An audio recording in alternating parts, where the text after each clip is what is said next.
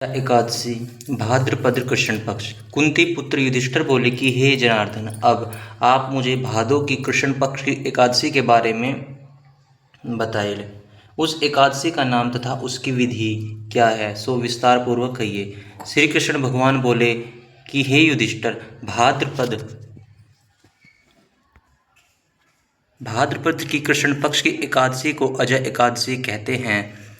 जो मनुष्य इस दिन भगवान की भक्ति पूर्वक पूजा करते हैं तथा व्रत करते हैं, उनके समस्त पाप नष्ट हो जाते हैं तथा व्रत के इस लोक और परलोक में सहायता करने वाली इस एकादशी व्रत के समान विश्व में दूसरी एकादशी नहीं है। इस एकादशी की कथा इस प्रकार है। प्राचीन काल में एक चक्रवर्ती राजा हरिश्चंद्र राज्य करता था। वह अत्यंत वीर प्रतापी तथा सत्यवादी था। उसने किसी अज्ञात कर्म तथा प्रतिज्ञा से राज्य को त्याग दिया और अपने स्त्री तथा पुत्र को बेच डाला। वह स्वयं एक चांडाल का सेवक बन गया तथा उसने इस चांडाल के यहाँ कफन लेने का काम किया, परंतु उसने इस आपत्ति के काम में सत्य को न छोड़ा। जब इस प्रकार रहते हुए उनके बहुत वर्ष व्यतीत हो गए तो उसने अपने इस नीच क्रम पर बड़ा दुख हुआ और इससे मुक्त होने का उपाय खोजने लगा। वह उस विषजंघ सदैव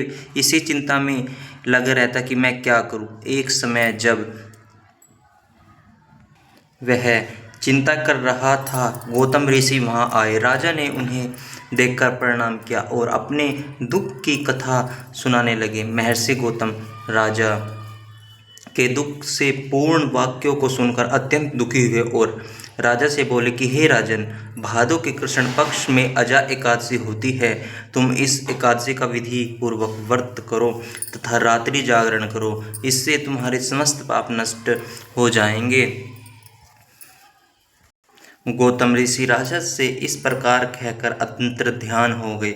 हे राजन, यह सब अजा एकादशी के व्रत का प्रभाव था। जो मनुष्य इस व्रत को विधि पूर्वक करते हैं तथा रात्रि जागरण करते हैं, उनके समस्त पाप नष्ट हो जाते हैं और अंत समय स्वर्ग को जाते हैं। इस एकादशी की कथा के श्रवण मात्र से ही अश्वमेध यज्ञ का फल मिलता है। बोले एकादशी माता की जय।